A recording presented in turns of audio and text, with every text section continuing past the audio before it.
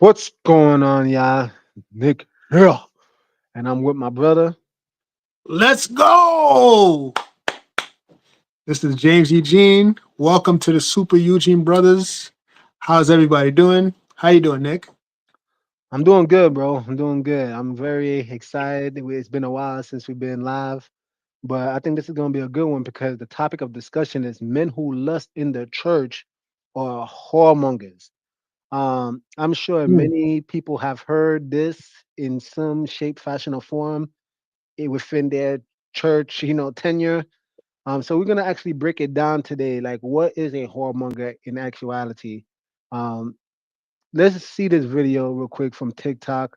Hopefully, it'll give a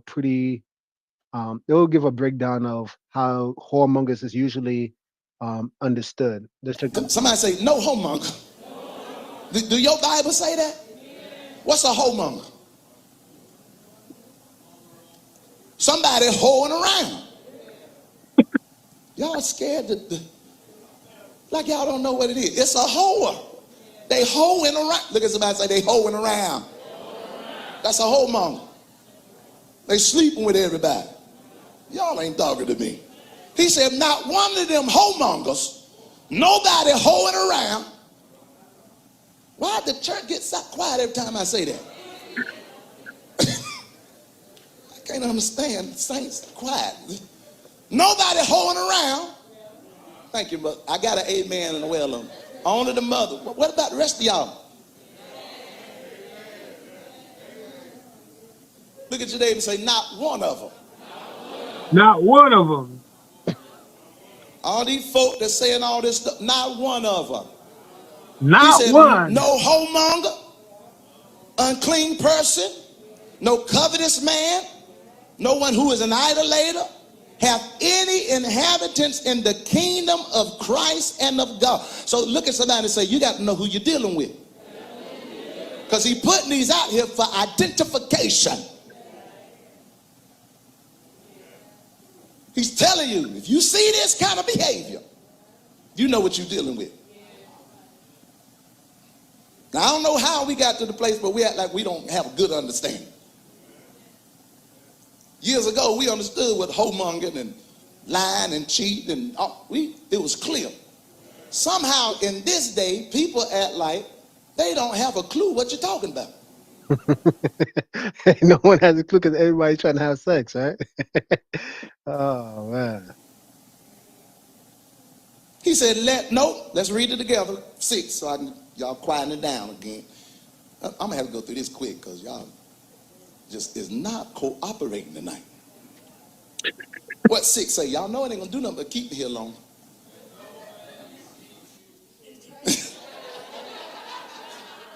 Let's go. Verse 6, there you go, bro. Thank you. Let's go. 6, say what? Let.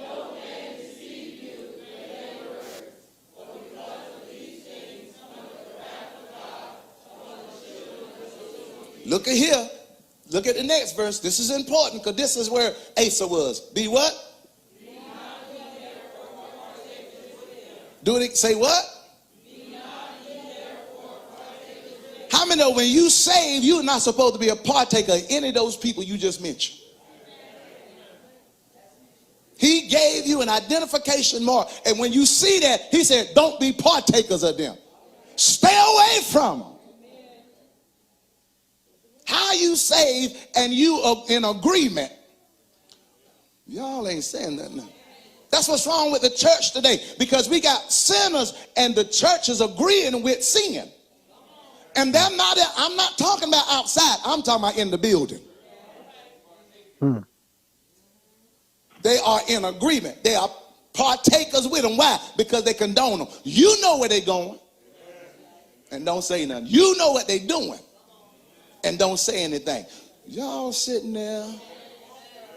You know all about their ways and don't say nothing. You become a partaker. And instead of saying anything, sometimes we become encouragers.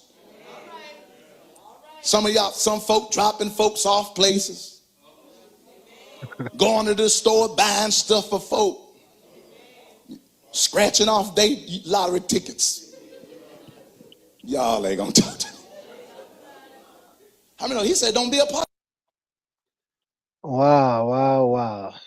So please, this is going to be a very good discussion, I think, because, and please engage with us because this conversation has been often preached within the church. And I think what's very disingenuous is that the pastor, as we saw in that video, he's trying to make it seem as if we like. I don't know if you kept hearing James. Like he's like, y'all know what it means. Y'all know this stuff, right? But no, no one knows. That's the sad part. The reality is that no one actually knows the true definition of a whoremonger. And again, please engage in the chat because what is the definition of a whoremonger? If a man lusts after women, is he a whoremonger? If a man has just a desire for women, right? Does that make him a whoremonger? A desire that the Most High Himself gave the man from the beginning of time, right? When He said it's not good for man to be alone, right? I see you squinting your eyes, Jay. Yeah, it's just like you could only desire 10 women in your whole lifetime. That's it. uh, that's it. If you go past that, you're a whoremonger. And then the thing is, where is that in the book? That's all I really care about in the grand scheme of things, right? Like these pastors try to pass it off as if it's like Bible, like it's law, right? But what is a whoremonger? Mm. Right? I think that's the discussion that we're gonna really break down today. So let's actually get into it, right? Let's see if we can look into it. I'll share my screen. And can you see my screen, James? Yeah, I see it. All right, so you can see that this is I wrote on Google, right? Whoremonger etymology, right? That means this is the origin of the word. And you could see here, right? The word whoremonger is a compound that originated in the early 16th century, formed from the words whore and monger. It literally translates to a dealer or trader of whores, but is most commonly understood as a man who habitually consorts with or pays for the service of prostitutes. Now, this is No. extremely important. For those of you who don't understand this, it means a pimp. That's what it means. Yeah, a pimp. Don't indulge in pimpology or pimpatry. I don't know. Now, you're right. It's a pimp. And the reason why it's important to actually put emphasis on this is because I've seen so many people, pastors, right? Priests, pastors, deacons, you name it, all people, men within leadership, they try to almost, dare I say, control the sexual access of men within their church. Oh, this brother got a lustful spirit. He had a whoremongering spirit. But again, like, what is an actual whoremonger? It's Mhm. a trader of whores. And if by that definition, are majority of men in the church engaging in that type of activity? No, I have no idea what a pimp life is. Ti says it's hard out here to be a pimp. I have no clue what that means. Was it Ti or was it one of that movie Hustle and Flow? Yeah, yeah, yeah. I think I Yeah, know what I, you're talking about. I have no idea. No, you're right. Like, honestly, I don't even think I could.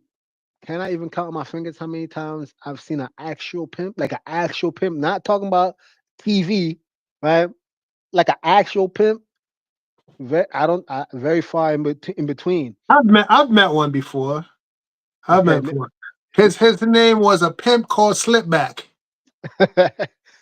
Nah, but on a serious note, bro, like let's actually tackle this because a lot of brothers, I believe, are actually very bound by this doctrine, right? Mhm. Because, and we're gonna get into it, right? We're gonna get into why we believe that church leaders try to control the sexual access of men within the church. There's a big reason, yeah, but this is something that has caused a lot of men to be bound because essentially you got to understand, right?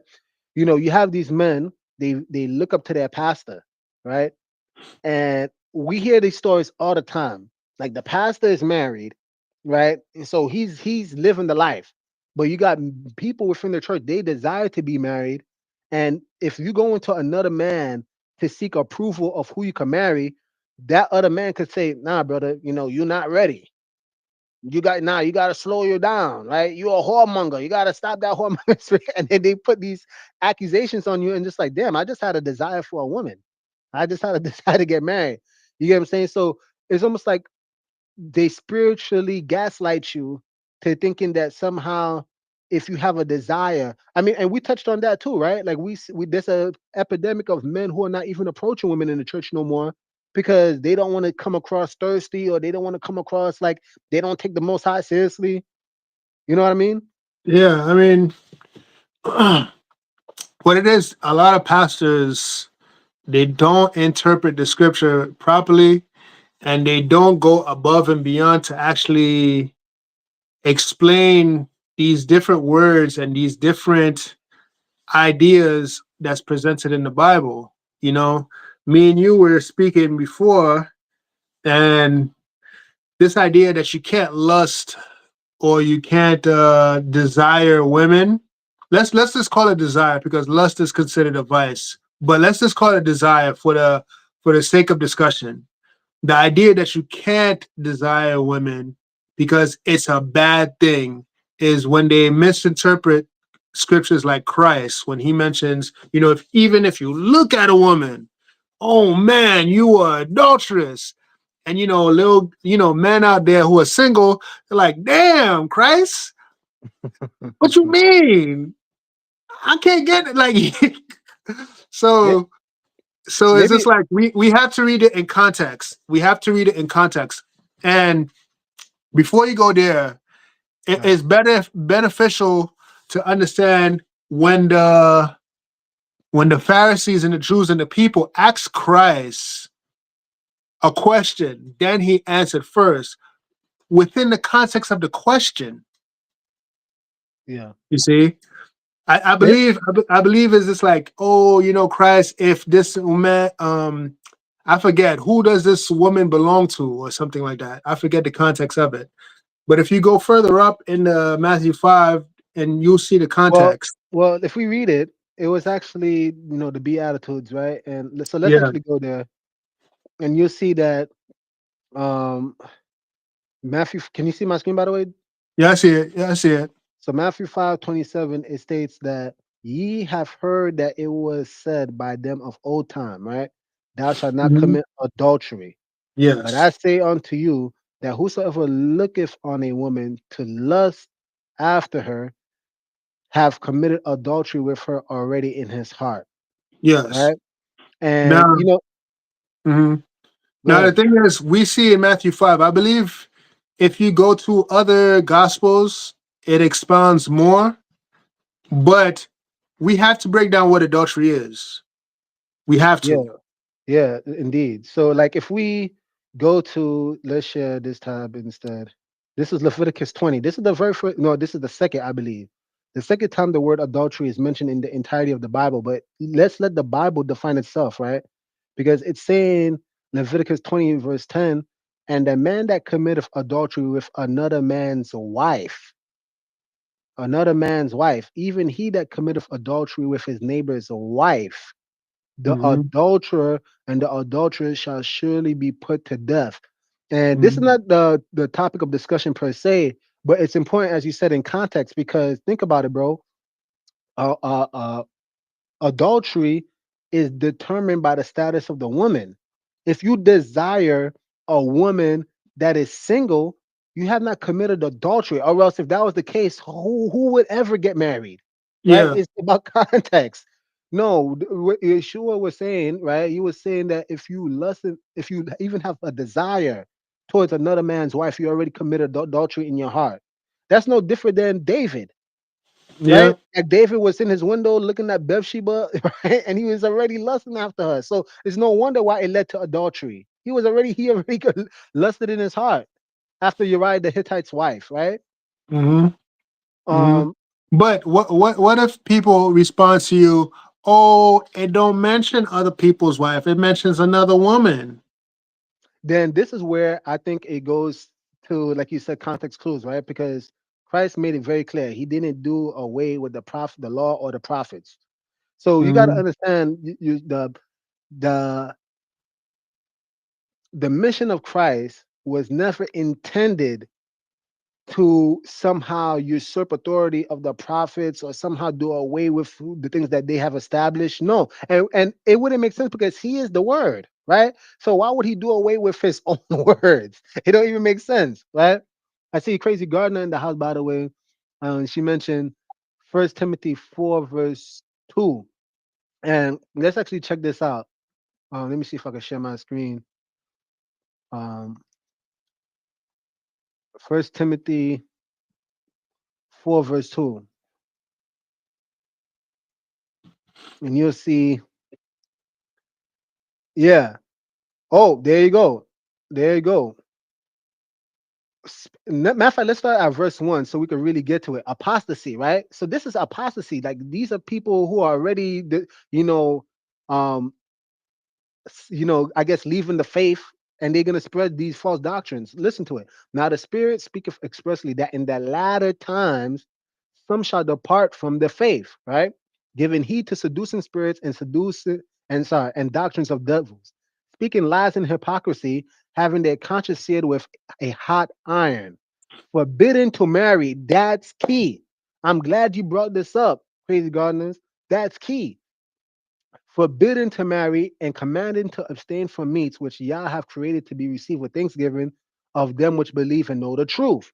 But what is the truth? The Psalms say that law is the truth. And see, Mm-hmm. and these are the kind of things that we need to understand, right? Because if you don't even understand the law, then you're not gonna even understand the context when it's you see this is go ahead, bro. Hold on. But the law was done away with. It's over. We not under the law. We under grace. Yeah, that's it. That's it. These people they adopt that mindset. But bro, think about it, right? Going back, he didn't do away with the law. So if he's saying that, yo, don't lust, even if you lust, you already commit adultery. We gotta understand that the context is always within the scope of the law. So now Mm-hmm. let's go back to even the topic at hand, because a whoremonger, it, who would get married if you're not supposed to have a desire towards a woman? Because this is what we need to understand. Because again, Crazy Gardeners, you brought it up. You brought up the beautiful verse. It says, forbidden, verse 3, right? Forbidden to marry. And we got to ask Mm-hmm. ourselves, what would be the incentive?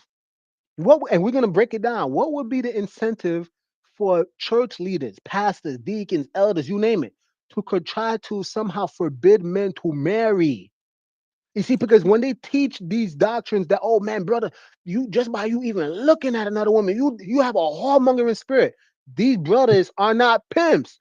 These brothers ain't they don't have a whole harem of women, and then they selling their women's off to other men.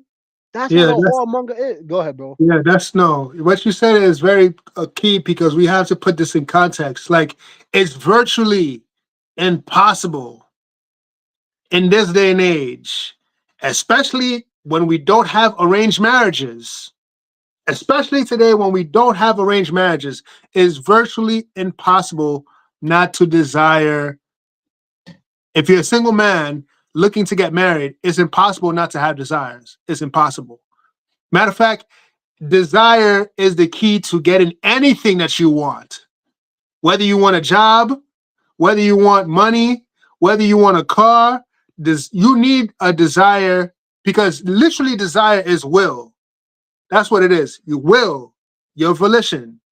You have to have some sort of will in order to get what you want. It's virtually impossible. Without a will, without desire, you are dead. No, because think about it, right? When you look in the Strongs behind the word lust, right? As you said, it just simply says desire. And the Strongs will even say, matter of fact, let's do it. Let's do it. I mean, you know, Well, the for the reason sake. why the reason why I like using it says lust, but they turn it into a vice, right? So this is why I prefer using desire or will instead. Sure, but let's actually look at it, right? Because this is the Mhm. thing that we need to understand. Like, it says lust, and you're right, it usually has a negative connotation, but is that what it means in and of itself? I just want to make sure. Let me see. This might not be it. You Let got me to see. go into the Old Testament where it talks about lust, where the Most High said that I've whatever your eyes lust for. Right, right. Um, Let's see Exodus 15:9 and see if that's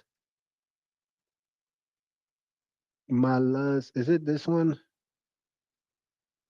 Nah. So I got to go to the right version of it, yeah, of the text. Let me see. Meat for their lust. Let me see. I'll help you find it too. Yeah, but the point being is that it's important to understand words in proper context, right? Let me see. See appetites, seat of emotions, passions. Deuteronomy 12:15. Deuteronomy 12. 15. Deuteronomy 12. 15. Let me see. 12:15.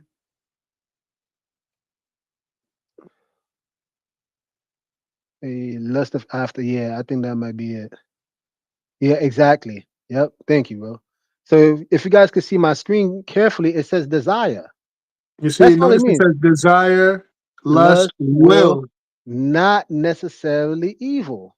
This Yes. is right. And So this that is means, go ahead. Because I was going to say, we all have free will, right? Some people who don't believe that we have free will, you still have a desire regardless. You have a will regardless. And your will correlates to what you desire. It's impossible to do anything without a desire or will. Literally, you have to be dead in order for you to have no more will and no more desires. But let's go back even to the point, right? Because again, in the context of a whoremonger, right? These brothers have a desire to be married. And the Mhm. fact that these pastors, leaders, priests, whatever, are now controlling who they can marry, that is literally an end time spirit, right? They said in these latter times, you will have Mhm. people forbidden to marry. Now the question is, why is that? If a brother is just like, again, you're right, that's just a desire. And the thing is, if we don't have the proper understanding of definitions, and let's go back to it, right? Let's share this screen, because if you look at this is online, right? So the etymology of the word, right? You can see here, monger, it literally says merchant, trader, broker, right? So again, a trader, a broker, a merchant of whores, is our brothers doing that? Our brothers No. acting operated in that capacity? No, you're absolutely right. That's an emphatic no. That's an emphatic no. Brothers are not merchants of whores. And here's, you actually said this before we went live. What are the implications? Like, if you're accusing the brothers in the church of being whoremongers, what are the insinuations that you're making about the sisters in the church? Oh, Th- yep. That are you insinuating that the sisters in the churches are whores? They 304s. You get what I'm saying? Like The these whole are church is out of order. it is, but you see, that's, it's funny. The irony is that the church actually is out of order. I know. You see, it's weird. It's because you're saying that the men in the church are whores because they're looking at a sister, but the only way a man could be a whoremonger is if he's actually dealing with whores. As if he's So a pimp. Yeah. if he's a pimp. So again, are the sisters now? We could actually say to some degree, a lot of these women nowadays they are hoeing themselves around, right? But Let's make a clarification because before this discussion, I like the way we broke it down. There's a yeah, clear difference between a whoremonger and a fornicator. correct, We correct, have to make that distinction, right? We're not telling people go out there all willy nilly, bust it down, spread white eagle. Like we're not telling people to do that. right, The difference is a fornicator is somebody who sleeps with anybody, right? right, It's a promiscuous person that sleeps with anybody outside of marriage, right? right. Well, I can't. I know. I can't say that because the Old Testament refutes that. But a fornicator is just a person who habitually sleeps around with anybody, Yeah, right? like the Apocrypha says that all bread is sweet to the whoremonger. But think Hmm. about that.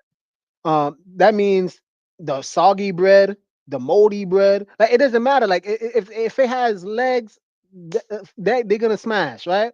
Yeah. But but yeah, go ahead. But the thing is, and the reason why I have to correct myself, a fornicator is someone that's very promiscuous, that sleeps around with multiple people, and they don't care about marriage. They don't care about any of those things. They just, they just loose with themselves. A whoremonger is an actual pimp, a trader of whores. Now, there's something also we have to. I don't want to use this verse, but it's absolutely necessary and mature for people, right? If we go to Exodus, right? And I'm not saying that it's acceptable for you to sleep around before marriage, but the Most High already kind of made a provision in that specific instance. And the reason why I'm cautious to bring that up because I don't think we're mature enough to understand this verse, right? What's that? Because it's I believe it's Exodus 22. Exodus Um 22. yes, I believe so. It's Exodus 22. All right, what verse? Hold on. I think it's let me find it.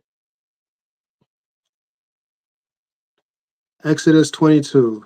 If a man entices a woman, Let's get back to it. um okay, Exodus 22 verse 16. Now, this verse right here, and this is why Christians do themselves a very disservice when they don't go back to the law. It says, if a man entice a maid who is not betrothed, that means they both single, and lie with her, he shall endow her to be his wife. You see? So that means the minute you sleep with somebody, you have to make her your wife.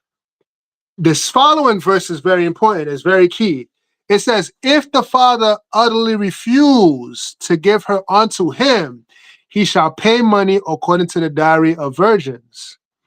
So that means even though the man slept with the woman, he has intentions to marry her. If the father refuse, then practically they're no longer virgins any longer, right? But this is a very we I don't think we at that state to even practice that because the men and the women are so reckless and loose, they don't even go through fathers like that no more. We don't have that order like we used to, right? Right, And this is not a verse to excuse, hey man, you could sleep with a woman before sex. No, I'm not saying that. Is this the responsibility aspect? If you did sleep with that woman, you have to make her your wife, right, right? right. And here's the thing, right? I think furthermore, right, is that there is, even in the verse that you read, there is a status of that woman that she was a virgin. There is Yes. no status. There's no status for the man. It didn't say that the man was single. You see, and this the reason why I'm putting emphasis on this is because you see, ultimately, the idea of whoremonger or like this whole thing, right, is totally against even the very nature of polygyny, which the Bible constantly speaks about. Like, if a man desires multiple women, that doesn't make him a whoremonger. If he was responsible, as you read in that verse, like if that man was able to actually marry this woman, Hmm. right, that doesn't constitute him as a whoremonger. He just has Hmm. a desire for multiple women. But Yep. you see, again, because let's actually let the Bible speak for itself. Because I mean, the definitions are there, guys. Like if we go back and let me share my screen real quick. If we go back to Ephesians, right, 5, and we look up the word whoremonger, right, is Greek number 4205. And you could see this. Look at what it says. Fornicator, whoremonger, right? A man who prostitutes his body to another, lust for hire. Now let's Mhm. just stop.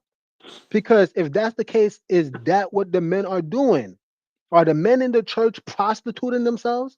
I'm not saying, you see, this is even in the context, there were men who were doing that in times past. Are you seeing that practice today? Are you seeing Mhm. like the temple boys going around prostituting themselves? The answer is no. You see, this right Actually, here, this is, there's a hold on, different term for that too. Continue. a male prostitute, right? A man who indulges in unlawful sexual intercourse, a fornicator. Now you can see that now there's that connection. But the word whoremonger in and of itself, the actual definition is a man who is a merchant, a trader of whores. And see, and this is the reason why even when you read the law, when they said that, you should not prostitute your daughters, right? You Mhm. shouldn't prostitute your daughters. You see, that was a common practice. That means again, prostitutes they sleep in exchange for money. Mhm. In You exchange know, for money. the term. You ever wonder why women say, "Oh, men are dogs. Men are dogs." Yeah. It's in the Bible. Yeah, sure. It's in the Bible. So to get clarification, again, there's a difference between a whoremonger, and a fornicator. But guess what they call male prostitutes? And this is the Old Testament. See, this is why it's good to have the Old Testament because without it, you don't understand nothing in the New Testament. You're completely lost, right? And this is Deuteronomy 23, verse 17. It says, there shall be no whore of the daughter of Israel, nor a sodomite of the sons of Israel. Thou shalt not bring the hire of a whore or the price of a dog into the house of the Lord thy God for any vow. So it shows you right there a man prostitute is a dog, right? We have names for them. You Right. see, Now don't bring the price of a dog. We're not doing that. right. And here's the thing, right? I do want to actually go into the psychology of why I believe this takes place, right? In terms of pastors trying to control like the men's sexual access to women within the church. If I could share this screen with y'all, let me share it. And can Uh, you guys? let's change the word sexual access. Let's call it maritable prospects. That's a Sure, more polite term. whatever. The sexual access, maritable. No, we don't want we gotta lay off that. We gotta say maritable access or maritable prospects to be Well, more specific. well, the reason why I'm saying that, the reason why I'm saying what I'm saying is because truth be told, and this is a whole, we could even go, that's a whole another discussion. But truth be told, where in the Bible, period, can somebody show me anywhere where if a man desired a wife that he had to go to a pastor any damn way? This is what I mean. Where it's just like again, if we're gonna just be mature about it, Mhm, like there is never any place where a man has the right to determine who another man should be able to have sex with, marry, whatever the case may be. And I see where you're coming from. You're right because if we go to the First Timothy, right, chapter mhm. 4, again, forbidden to marry. Nobody has the right to do that. I don't care how knowledgeable in the word a brother may seem. I don't care how anointed this person may seem. I don't care if the nigga is floating in the air and smoke is surrounding the cat. So Is Nick, well, you telling me hold on, wait. I don't care about none of that. Nobody has the right to control who a man should be able to sleep with. Period. Point blank. so you say marry, marry.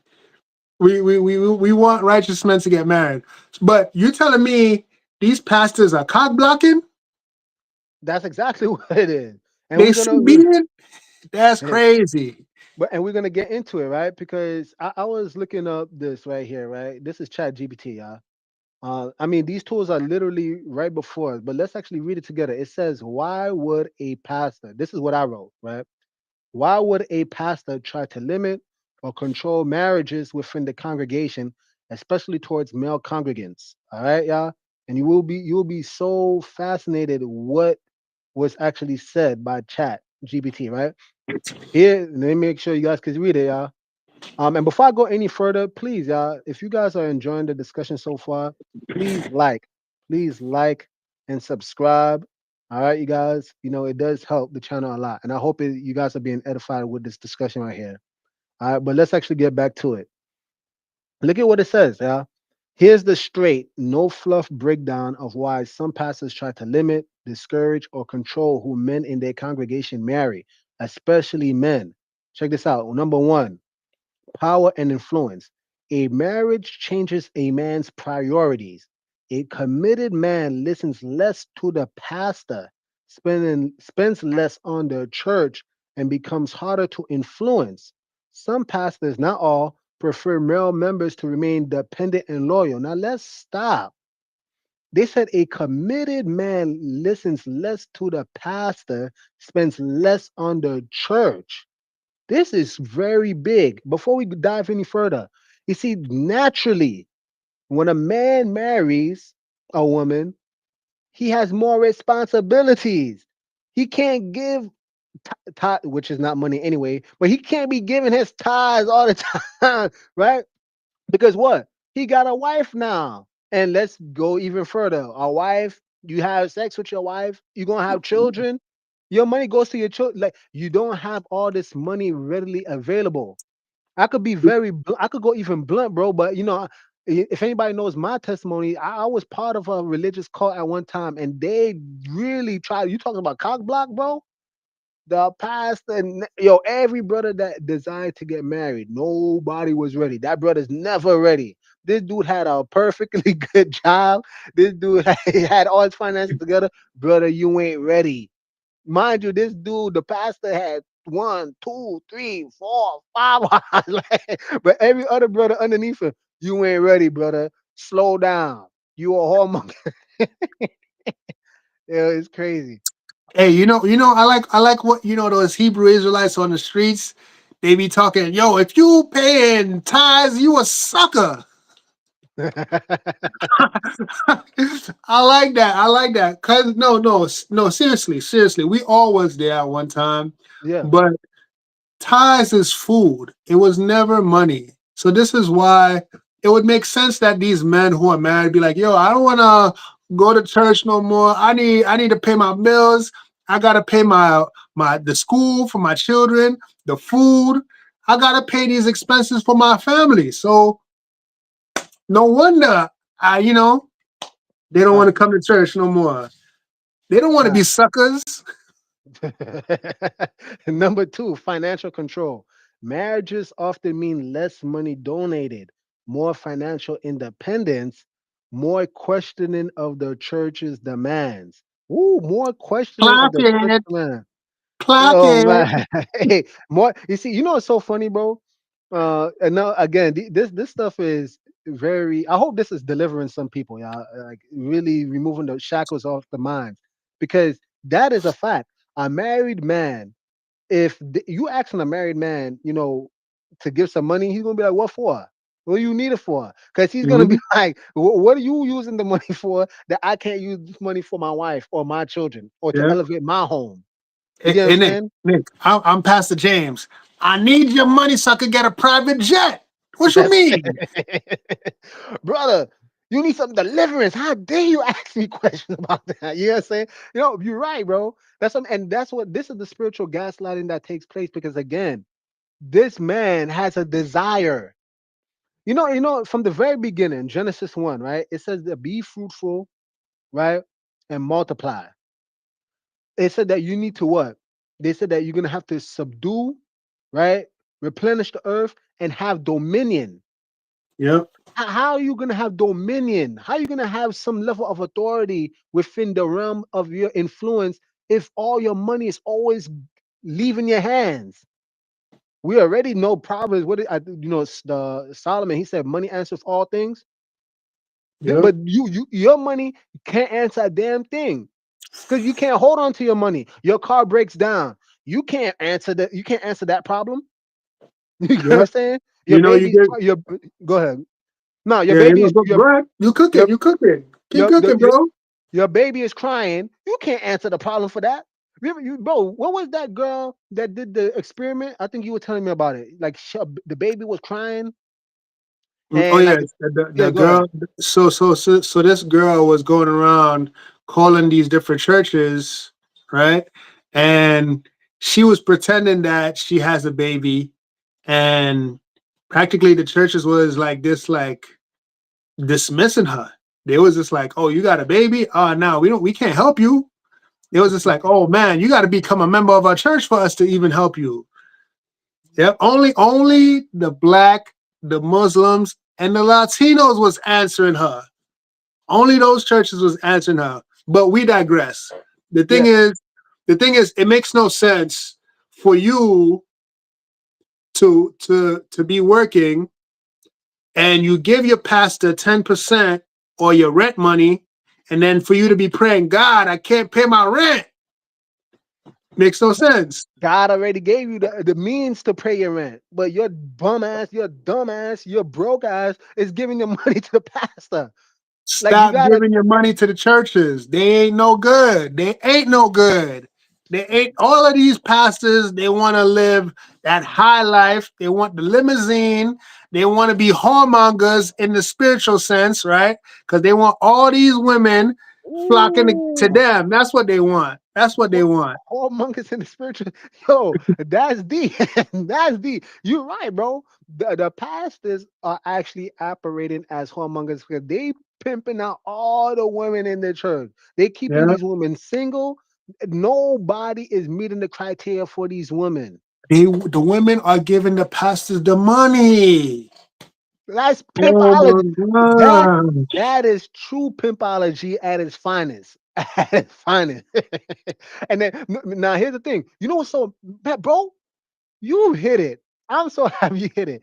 Because now that I'm thinking about it, I remember even going back to that cult, the only brothers that were able to get married were the brothers who had exorbitant amounts of money. And I'm talking about they were able to lay down, they literally try to give bride prices, which I have nothing against. I have nothing against bride prices. It's biblical. But the point being is that those were the only dudes that were considered, marriageable. Like, oh yeah, that brother is ready. Mind you, it didn't matter about that brother's past, the brother's, history. It doesn't matter about none of that. So long as he had money, yep, pimp these girls out. Yeah, you can marry her.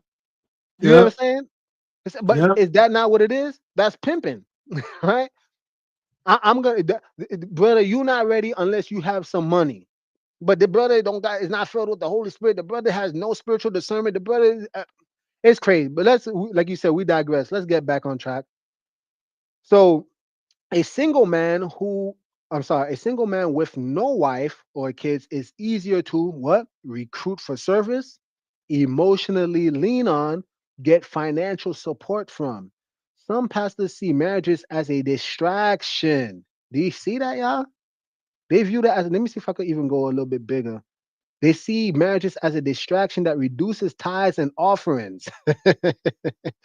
Number three, protecting the church's social hierarchy. Uh-oh. Pastors often prefer church women to marry church men, church men to avoid women who might pull them away. Okay. But the hidden truth, many churches have far more women than men, and pastors don't want men dating outside the church. Uh-oh. Men having options, church women feeling rejected and leaving. Can we touch on this? Men dating outside the church. Okay, let's touch on this because I think that might fly over some people's heads, but this is actually very important. If the church is dominated by women, right? Especially if your church preaches monogamy, that's going to be a lot of single women. You get what I'm saying? That's going to be If the ratio of men to women is off, yes. which it is though. Yes. The church are flooded with women. That's gonna be a lot of single women. And see, and here's the thing too, right? These women, we made videos about this all the time. These women are literally, it's almost like they like animals in heat. They seriously like they desire men so much. So if any single man comes into the church, oh my gosh, that literally packs the church with a bunch of women. They love Mhm. every one of them. They fight it out themselves amongst Yeah. themselves just for this dude. Especially these women that are 304s, they hit their Super Saiyan level, their final form, you know, and they don't want to be 304s no more. This is when they come to the church, right? We did a video on that last Yeah, time. We did a video on that. a host final form is a church is a Yeah. church lady, right? So now they want husbands too, along with the long-term Christian that's always been in the church. They both want husbands. Oh boy. But you see, I think another thing too that's very important, right, is that going back to men, finding women outside. If the pastor is preventing the man from being able to marry, do you understand that naturally the man is gonna be like, look, every woman I'm trying to marry, you're telling me that I'm not ready for, or this the woman is not ready, right? Which is all BS. So naturally that man wants to start his family, right? He wants to create a legacy for himself. He has no choice but to look outside. But now, do you see how they're gonna spin it? They're gonna spin it that, oh brother, you're a whoremonger because you design a woman from outside the church. But here's the Yo, thing, right? I'm I just want good. to say this thing. But here's the thing, right? Let's face it, y'all. Majority of the time, it when a man marries a woman, that woman is gonna follow him. That woman is gonna follow him and his Hmm. program. So that means that man actually had the ability to actually convert said woman from outside. But the Hmm. rhetoric being preached is that if you find a woman outside, you're a whoremonger. So now which one you see what I'm saying? So now you preventing this man, marriageable, go ahead, bro. Hey, hey, all these other churches, they're of the devil. We only got the truth here. It's our church is the best church, the only church of God. You hear me? Yeah. Yeah. But why you say why go ahead, go deeper, bro. I mean, that's what it is. Look, I've always had this issue with churches, and you know it, Nick. I've always vented this frustration. Is this like, there's no way people are reading one book and you get 45,000 denominations out there. That's just insane. There's no way these pastors are not coming together and working with each other. What they're doing is they're not even fighting for souls. They're just fighting for people to warm up the seats so they could make money. That's what they're doing. They're not saving souls. They're like competing for souls to make themselves rich. That's what these pastors are doing, And and you're that's right. a problem. And that's the thing, right? Because like there was, I don't know if you remember the account, right, where there was a man that was pretty much doing the work, casting out devils in the name of Jesus and all the stuff. And the disciples saw him and were venting to Christ, saying that, "Yo, we told this man to come follow us, but he didn't want to." And Jesus was telling him, like, "Yo, bro, if he that's not against us is for us, like let the man do his thing." But you see, like there's a mindset where you feel that everybody got to follow your church, and if they're not part of your church, they're not part of your community, that somehow they lost or they damned, bro, Hmm. bro. And I think in the bigger picture of what we're talking about is that if there is an imbalance, right, in the church, that man naturally, what's wrong with him finding another woman from another church or whatever the case may be, if that's his Yeah. means to get married. And you see, like you said, they should be working together if you truly trying to foster marriages within the community of Christ, right? It's only Hmm. one body. There's not all these segmented bodies out there, but we know what's taking place. Um, so if we go back now, it says that but many churches have far more women than men, and pastors don't want men dating outside the church, men having options, church women feeling rejected and leaving. You see, and this is exactly what I'm saying. All those plethora of women, statistically, women are the biggest spenders. So if women are Mhm. looking at it like, damn, there's not enough men out there, right? And the men are finding women outside, what's going to happen? The women are going to leave because the women are Mhm. trying to go in places where the men are. You see, and you sometimes people, I don't think people see the bigger picture of even our channel. We made a video talking about how women are spending money to go to clubs. I think it was called Men with Beards. It's like a whole event. Mhm. Men with beards, right? But women are spending money to try to find men. You see, this is the kind of stuff that we need to understand. Again, the church is going to fail. That the modern churches today, they're going to fail. Why? Because they are literally repelling the men. The men are tired of the doctrines. They're tired of the lies. The men are leaving. So slowly, what's going to take place is that the women are going to start to leave. These women could try to act all holy all day. I'm married to Jesus. Okay, that sounds cute. That sounds cute. Until their biological clock start ticking, and they're gonna be like, "Look, I'm trying to find some man." You get what I'm saying? Yep. If we go further, competition for male leadership. I think this one was really powerful. It says strong husbands become leaders, providers, decision makers. Right? Some pastors. This is big, y'all. Check this out. Let's see if we. Some pastors feel threatened by strong, married men who build their own families and don't rely heavily on church authority. Uh oh. A single man is easier to guide, right? A married man becomes a head of household, a role the pastor may want to keep for himself spiritually. Could you imagine, Yeah. bro? You know the Go thing ahead. is, right? I think we have to understand that the role of a pastor is to guide. Think of a pastor as a therapist, right? Eventually, you got to stay on your own. You don't need the therapist 24/7. Just like you don't need the pastor 24/7. Why? Because you have the word with you. If you guys are using the same word, you're supposed to be just as knowledgeable as the pastor because the the whole point of the most high is to create a nation of priesthoods. That means everybody's supposed to be a priest. Why? Because if everybody's a priest, then nobody's a priest. Which goes to what the New Testament said it was going to be, right?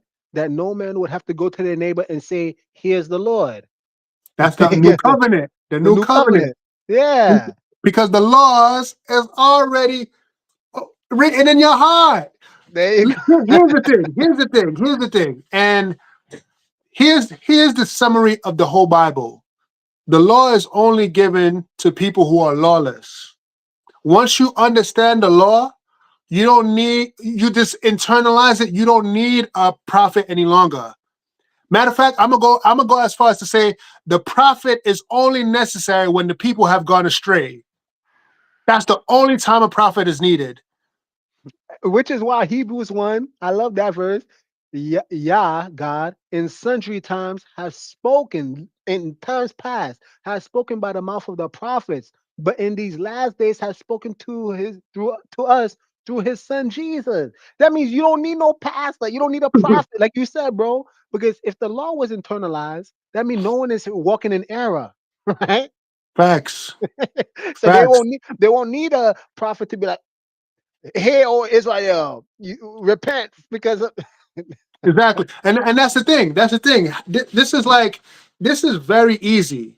You don't need a teacher if you know already. If you know already, I know what 2 plus 2 is for. I don't need to go to a math teacher any longer. We've graduated. Isn't that what the schoolmaster was? Didn't it say the law was a schoolmaster? So you guys are Precisely. in school. You see, this is the problem. Some people, it's like arrested development, and I don't mean to be rude, but some people they arrested. They've been in school all their lives, and they think that they gotta remain in school. No, when are you gonna graduate? When are you gonna put on the gown? And when are you gonna throw the cap in the air? You get what I'm saying? Precisely. Where's your diploma?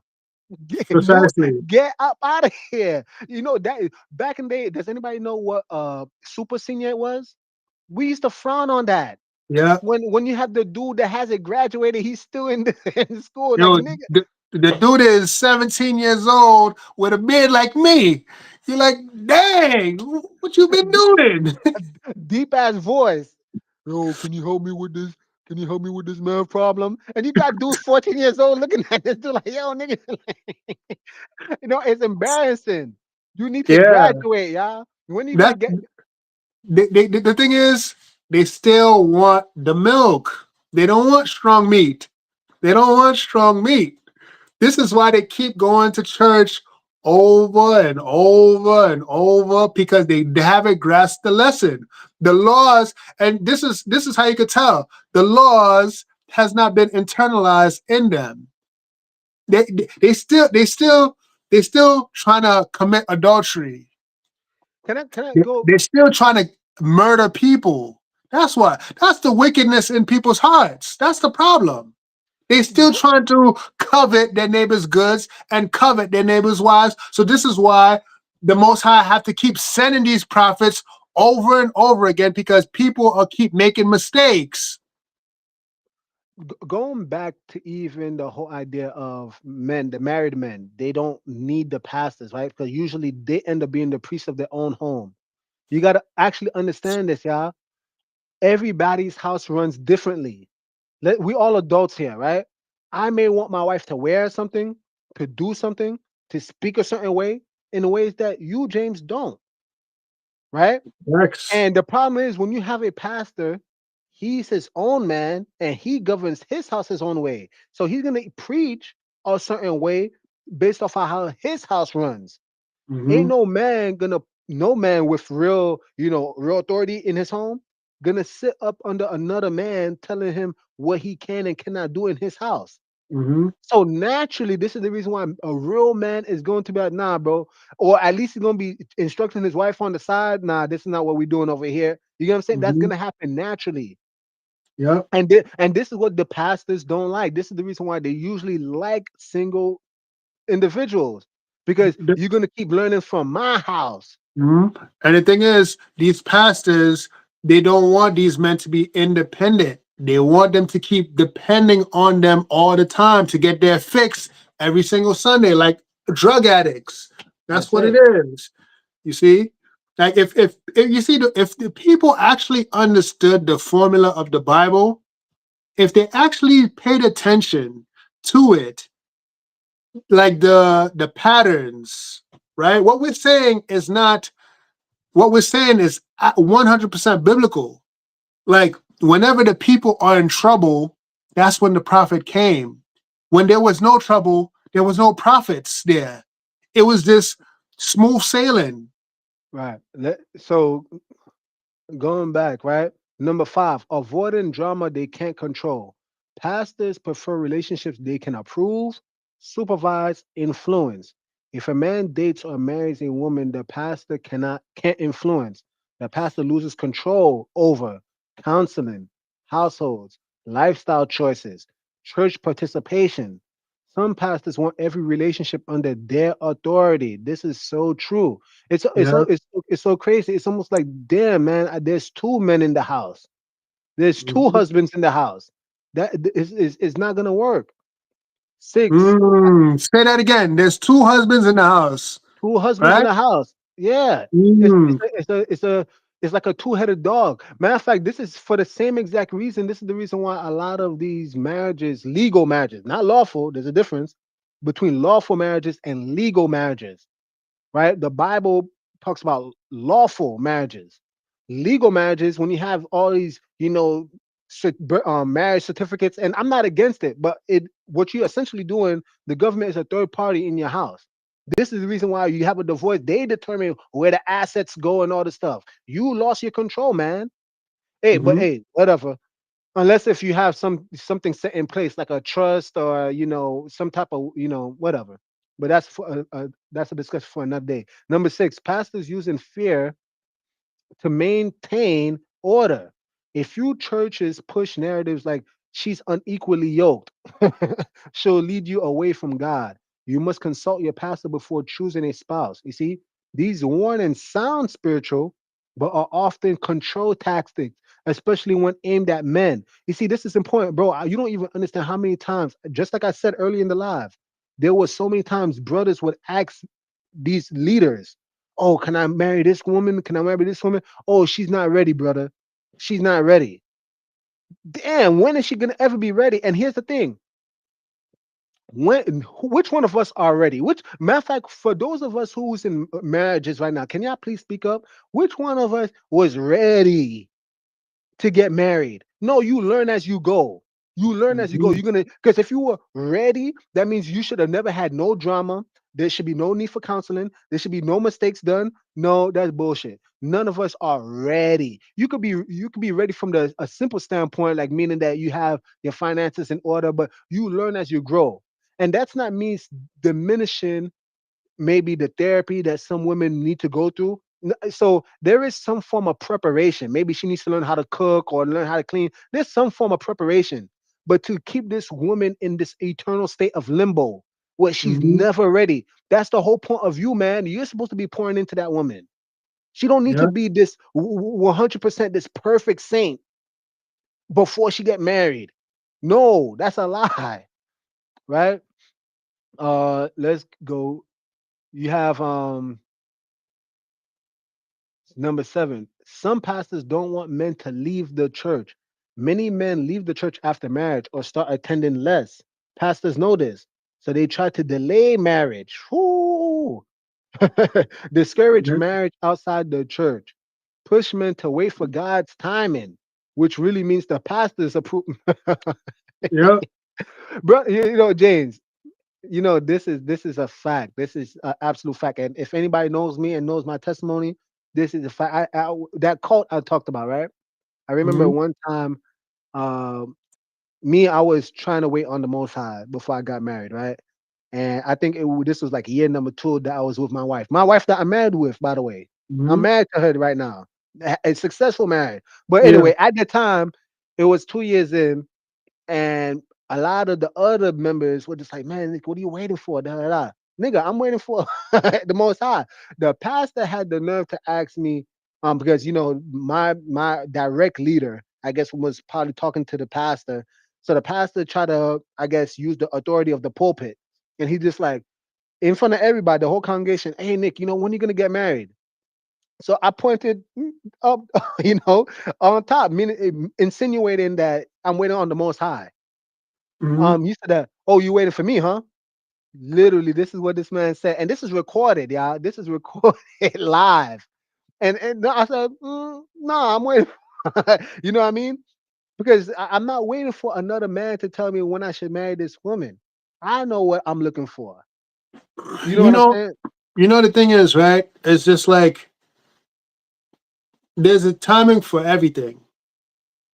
And people don't even wait for the most high to go to the gym. They don't wait for the most high to go to work. They don't go to the most high for food, right? So it's just like, why is it that you gotta wait for the most high for choosing your wife? When and the reason why I say that, and it's not for me to be cocky, right? It's because a farmer, he just plants a seed in the springtime. He already knows it's gonna be by harvest time, it's gonna be ready. There's a timing for everything. The Most High puts a timing for everything, right? We were children.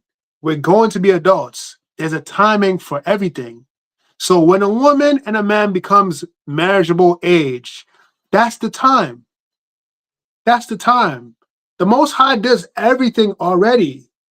The only thing we need wisdom for is this person a virtuous person? The character. That's the only thing we have to be smart and have wisdom and check the Most High with. Most High, creator of heaven and earth, show me this person's character. That's it. And I'm glad you said that, because even going back to what I was saying before about like no one is ready. I think what's very sad is that a lot of times these pastors, like, let's give them the benefit of the doubt. Let's just say that through their wisdom, they just like, this brother needs to grow a little bit more, or this sister needs to grow a little bit more. But this is the thing that that's a little bit disingenuous, right? Because it's almost as if they came out the womb already a pastor, or they Mhm. came out the womb already Holy Spirit filled and all this knowledge and all this. That's a lie. A lot of these dudes were, running the streets. They were dirtbags, just like, and I'm not. Let me be more respectful, but you get what I'm saying, right? Yeah, I And hear you. they had to learn. They developed over time. They became spiritually mature over time. Why don't you offer that same grace, church leaders I'm speaking to, right? Offer that same grace to the congregants, because what is ready? You said it, James. They reach marriageable age, so what's the need to delay, right? Right. If they already was growing up in an environment where they were hearing the word all their lives, just pair them Mm-hmm. up. If they have a desire with one another, Fact. pair them Fact. up, because it actually, what you're gonna do is better for you to actually marry them sooner than later, where now they burning in their lust, and now they might actually be unequally yoked because they was burning so much. They're like, F it, let me just find a man out there, let me find a Yep. woman out there. Yep. You're No, it's right. probably better to marry them off. Yep. And then you could counsel them in marriage. That's it. Like, okay, you're not supposed to do this as a wife. You're not supposed to do this as a husband. So that way they can continue developing and progressing from there. Facts. Fact. And maybe you wouldn't lose so many congregants. Hmm. Right. My apologies. All right, going even further. It said delay marriage. Yeah, discourage marriages outside the church. Push men to wait on God's timing, which really means um, ap- which really means the pastor approves. Because losing a man is losing a worker, a volunteer, a tither, a future male role model. Let's Hey, forget the title part, because the pastor be lying. In churches, not only do they ask you for tithes, but they ask you for offering too. So that's double money. yeah. Number 8, you have church women pressure the pastor. This part is real. Church women often complain there are no good men in the church, and we made videos about this, right? There are no good men in the church. The men keep dating outside. Oh my God. Pastors respond by warning men, preaching against worldly women, making men feel guilty for choosing someone the women don't like. Mm. He keeps the female majority happy. Oh, therefore he's pandering to the skirts, huh? Hmm. Now this is Pretty, what it says. pretty much every woman is married to Jesus because the pastor is playing a dumbass game with them. That's what he's doing. Every woman, oh, I'm married to Jesus. I'm married to the Holy Ghost. Meanwhile, you cold at night. Wow. You're cold. He You're called- freezing. You're freezing. Icy cold. Hmm. Bottom line, it said not every pastor does this, but when it happens, it is usually because of control, influence, money, fear of losing male members, keeping church women satisfied. Men who marry freely reduce the church's control, and some pastors don't like losing control. Wow, this Hmm. is so interesting. You guys, and if we're gonna head to the comments now because it's not that I was ignoring it. I did see people coming in, but for the sake of time, I wanted to run through this. But I see, I bless you, bless you, Auntie. Respectfully, Nadia. Um, Nadia says, "Well, that explains why I always had a sense the Most High God laws and know what I know before reading. It was already in my heart, installed in my growth with the Holy Spirit." That's right. That was beautiful, nephew. That was beautiful measure of your faith. Bless you, sis. Thank you. Crazy Gardeners said, I tried to cover an orphan who I was helping, and the pastor blocked it all. 3 years later, she's still single and going downhill fast with no help. You see, this is the thing. Damn. And this is a sad reality because I've seen that happen all the time. Like these pastors try to claim that they're trying to protect the women within the congregation. Um, and lo and behold, it's like you're doing them more harm than good. Like I don't understand why this is a reality, and we say this all the time, is not to put women down, but you have a biological clock. Why would you put these women at a disadvantage, wasting their youth on this person's not ready and that person's not ready and that person's not ready. And then by the time they get 30, it's like they have this mindset that nobody meets their standards.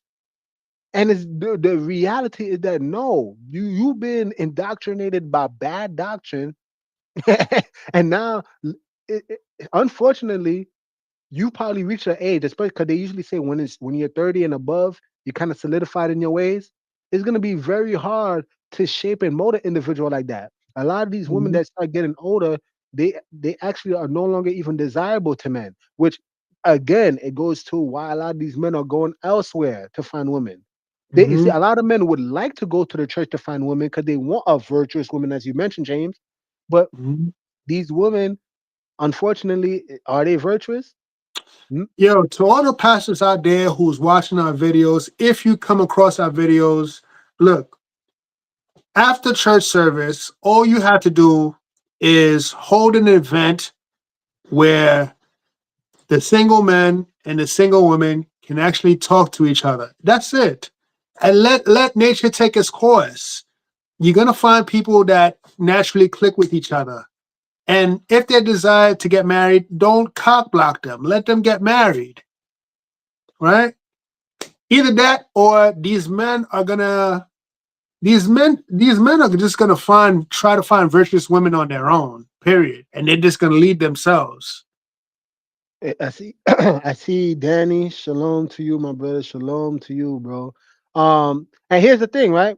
You're right, which is why movements like MGTOW is a real thing. Why movements like Passport Brothers is that not essentially what they're saying in just different terminology? They're trying to find they tired of the modern women and they literally flying overseas Hmm. to try to find women that they call traditional. You're calling it virtuous, but that's the same thing. They cook, clean. They're gonna actually be friendly, fit, submissive. They're looking for all these virtuous aspects within a woman. And it's sad. Why couldn't they stay in their own land?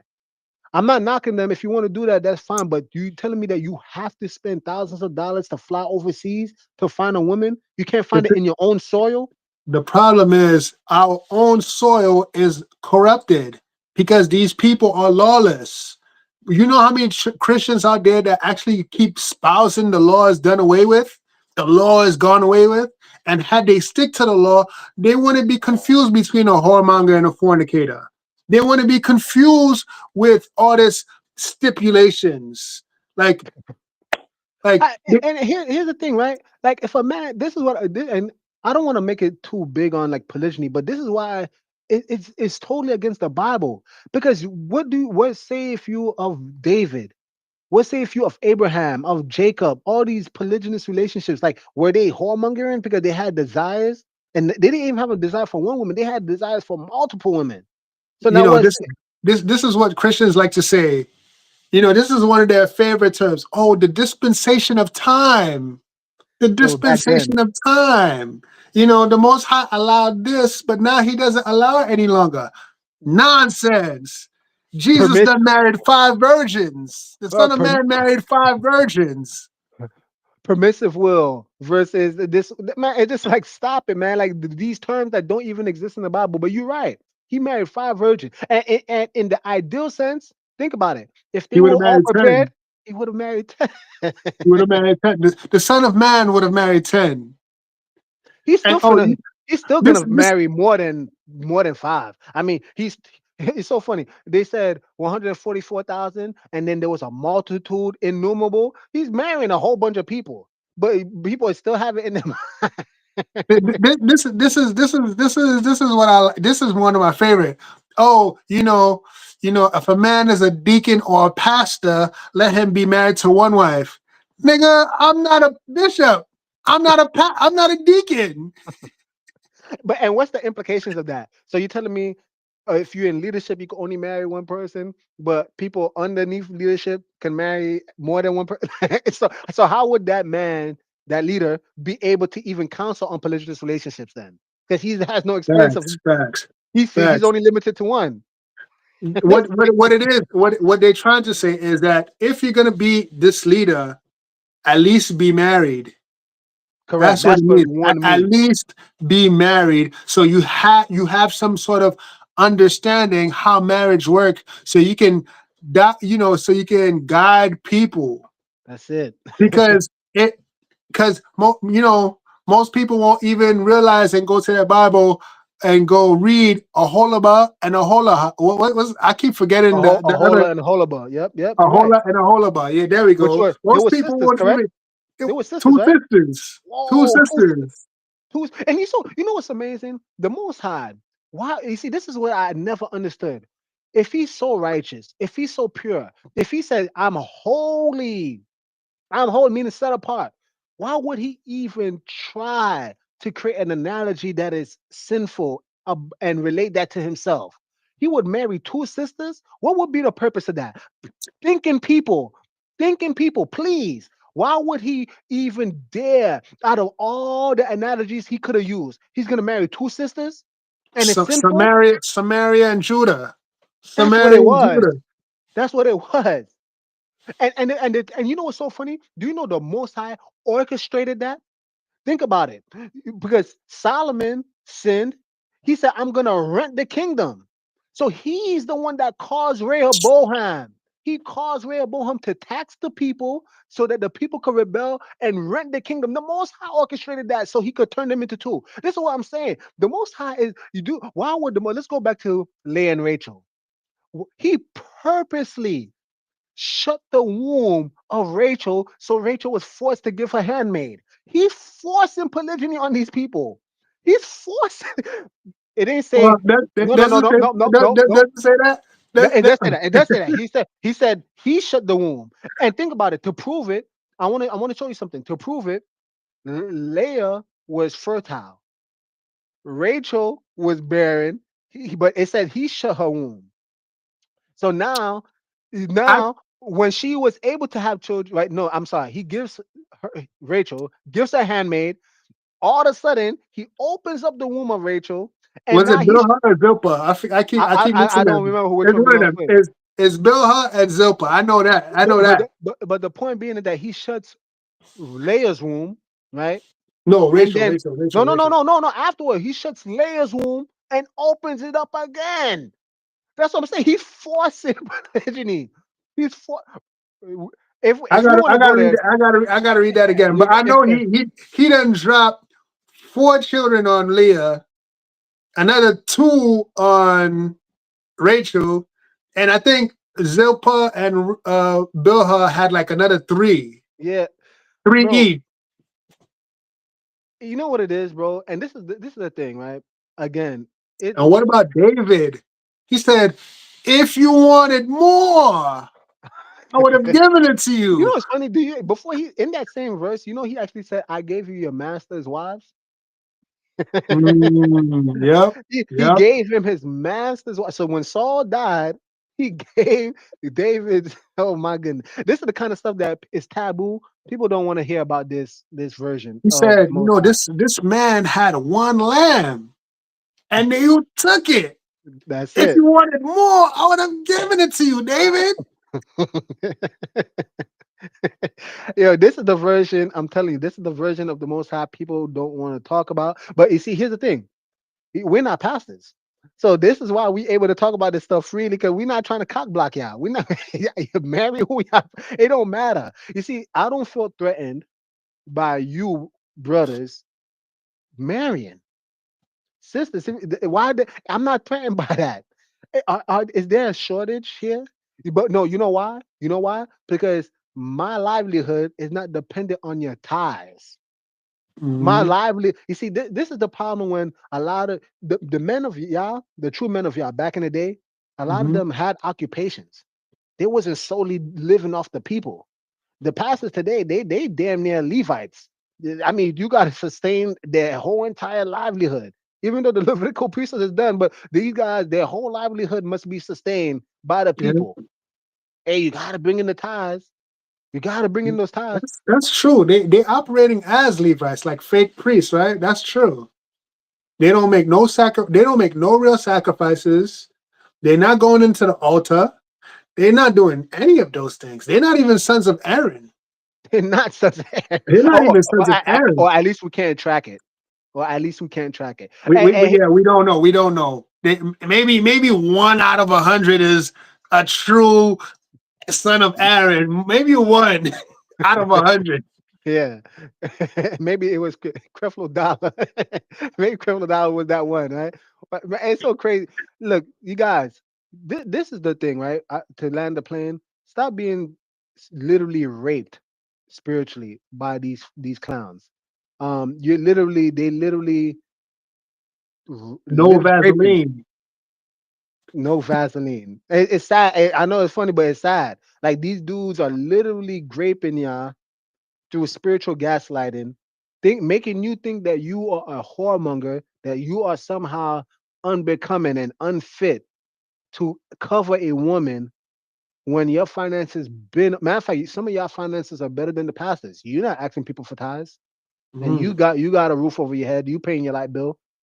But hmm. now that the pastor is the one, man, we gotta keep the lights on. If you don't pay it, hey brother, go to work then. Go to work. It said if a man doesn't work, he shouldn't eat. Tell your pastors to go to work. You know, the disciples were fishermen, right? Go to work. Apostle Paul was making, he's a tent Tent, maker. tent maker. Go to work. Oh my gosh. Jesus was a carpenter. They had jobs. Their pastors is messing up. Hey, they've been messing up. That's why the church is out of order. They graping the congregants.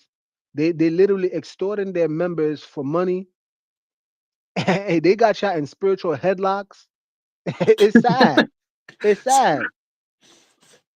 They body slamming some of these folks spiritually with all this Bible. And mind you, it's so sad because they don't know a lick of word.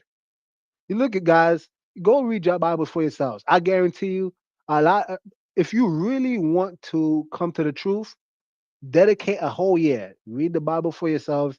Don't even be influenced by even what me and James are saying. Go check everything we're saying. Go look behind us. Read it for yourself, and I guarantee you, you will not come to the conclusion that the law is done away with. Yeah. You will not come to the. So, Go ahead. no, what your advice is very good. When you read the Bible from Genesis to Revelation, all your preconceived notions, throw it out your head right now. Start fresh. Look at it from new perspective, right? Don't look at it what your pastor say. Don't insert any words that's not there. Any There's no such thing as omnipresent, what's that? Omniscience, omnipotent. There's no such words as that. There's no such words as Trinity. There's no such words as dispensation of time. Stop using these nonsensical words that's not found in the Bible. Read it for what it is, and you'll come up to the truth yourself. All that stuff is Christian philosophy that gets your mind twisted and you won't even know the truth afterwards. Facts. Anyway, y'all, if you guys like this video, please like, subscribe, comment down below. Do all that YouTube stuff. It does help. If you're catching this on the rebroadcast, please hype the video. That's a new feature now. If you scroll, you can hype up the video and it sends, a signal to the algorithm to push this message out. But I really hope that this message actually did free the minds of a lot of individuals. Brothers, many of you are not whoremongers. You probably never pimped out no woman. You're not operating as a whoremonger. Now, could you be a fornicator? Perhaps. But if you majority of you are probably not even doing that if you're not having sex. When the majority of you probably just had just a simple desire, and what you're finding out is that your pastor is literally operating in an end time spirit, forbidding marriage, cock blocking you, and leaving you uh sexually frustrated. You have any last words, bro? I don't know what you care about me, but you can't get a dollar out of me. No Cadillac, no pearls you can't see. And I'm a PIMP. Yo, these pimps out here, bro. They out of Yeah, control. man. They out of order. All right, with that being said, Nick James over and out.